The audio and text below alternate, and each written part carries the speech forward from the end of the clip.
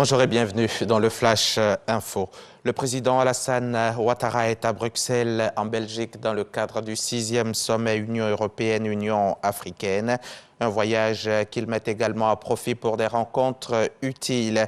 Hier jeudi, par exemple, le chef de l'État s'est entretenu avec le Premier ministre belge, Alexander De Croo. Vous allez le voir à 13 h. Vous aurez droit à votre reportage complet, reportage signé Viviane Haïm. 40 chefs d'État et de gouvernement africains et 27 dirigeants européens sont donc réunis à Bruxelles où le 6e sommet UE-UA a débuté hier jeudi après-midi, 17 février. Un sommet de refonte de la relation Afrique-Europe.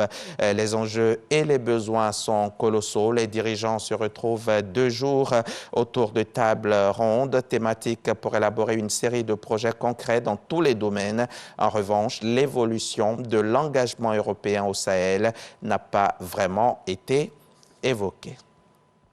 Dominique Ouattara a effectué le déplacement de Bruxelles en compagnie du chef de l'État.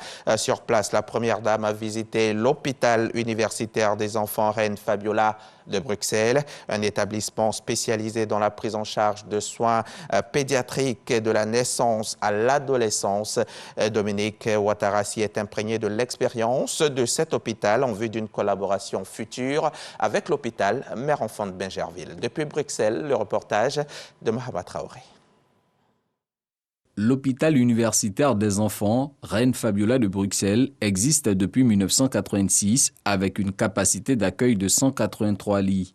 40 000 patients, principalement des enfants, y sont traités chaque année. Cette vocation, similaire à celle de l'hôpital Mère-Enfant de Bingerville en Côte d'Ivoire, est à l'origine de la visite effectuée ce mercredi par la Première Dame dans cet établissement bruxellois.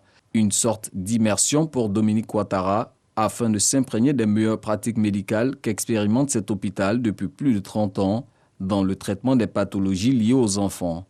On a un peu un enjeu commun, c'est celui de mettre vraiment, de donner toute la place à l'enfant, que l'enfant soit au cœur des soins qu'on lui prodigue. Et c'est un petit peu l'objet même et l'objectif d'un hôpital d'enfants. C'était une visite très enrichissante. On a pu échanger sur nos différents modèles de fonctionnement, construire un futur partenariat. C'était très enrichissant. La fondatrice de l'hôpital Mère-Enfant de Bingerville repart enrichie de cette visite. Je viens de visiter donc l'hôpital La Reine Fabiola, qui est un hôpital spécialement destiné aux enfants. Nous avons plusieurs points communs avec l'hôpital Mère-Enfant de Bingerville et nous avons pratiquement décidé de faire une collaboration, un partenariat entre nos 2 hôpitaux et j'espère que ça se fera très bientôt.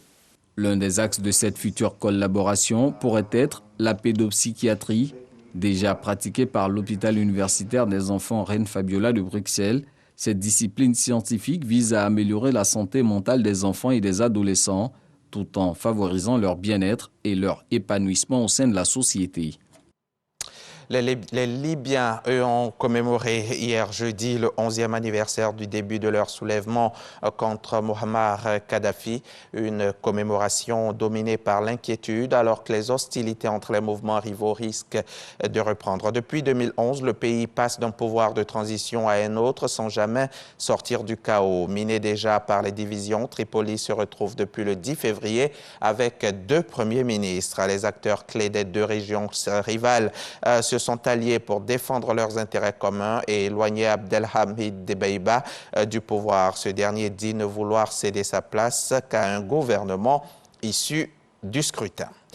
6 pays d'Afrique ont été choisis pour héberger leur propre production de vaccins à ARN messager en tant que bénéficiaires du programme mondial de l'OMS de production de ces vaccins.